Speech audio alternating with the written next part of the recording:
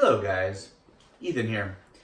I wanted to talk to you guys today about the importance of keeping your skills and your overall technical abilities staying sharp. It's really about getting out and trying to stay out of your comfort zone. So, when you're dealing with a product, you've been at a company for 6 months, a year, 2 years, 3 years. Some people are even longer than that. You tend to get comfortable with the product and the space that you're in. And I wanted to kind of talk a little bit about some of the stuff that I do in order to, stay out of my comfort zone, keep learning new things, staying fresh, because it's really important. Like I mentioned in a previous video, your goal as a solutions architect is to be the customer's trusted advisor, to be known as the technical expert in the room.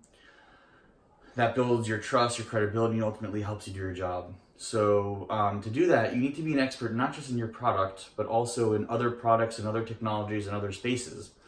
So that said, just going to talk about an example that I did over a recent vacation.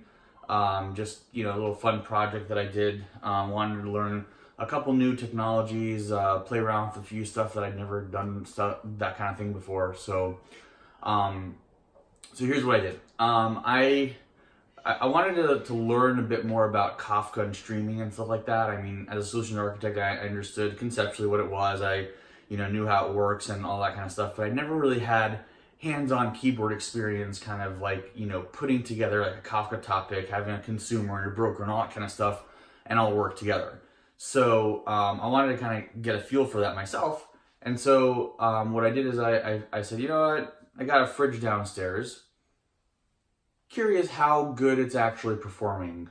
Is it actually making the refrigerator as cold as it should be? What is the temperature on a minute-to-minute basis? I mean, that would be something pretty cool to know, right? Not really, but why not, right? It was a fun project. So what I did was, I got right here, I ordered an Arduino starter kit set. By the way, no sponsorship here for any of the products I'm going to talk about. This is just me. So yeah, I got an Arduino starter kit, mostly for the temperature thing, but there's other stuff here I could do other cool projects with. So yeah, pretty cool. This is what I'm using for putting the thermometer into the refrigerator. So the refrigerator, it reads from the refrigerator to the temperature, and then it's constantly streaming up to my Kafka server, which is effectively my Raspberry Pi. This is an awesome thing. It's like $20. I just plug it into my network. It's got a Wi-Fi router, so I could just stream it up directly to here. On this is where I had installed Kafka and everything. You can see like it's got all the network ports and everything that you need in order for it to kind of do what it needs to do, USB ports, all that jazz. And I installed Kafka on the Raspberry Pi. I also installed a little web server, put up an AngularJS front end so that I could make a nice little chart with graphs of squigglies showing and indicating what the temperature is. And basically, pulling from the Kafka topics constantly, and kind of like basically showing the data. So that was kind of something I'd never really done before. Yeah, I'd played with Angular, independently. I have actually played around with the Raspberry Pi before.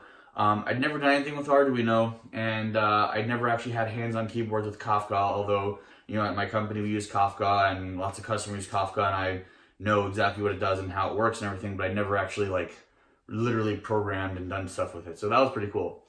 So anyways, that's just an example of, getting out of your comfort zone, learning new stuff. Now when I go and sit in front of customers and talk about things like this, it's more than just theory, right?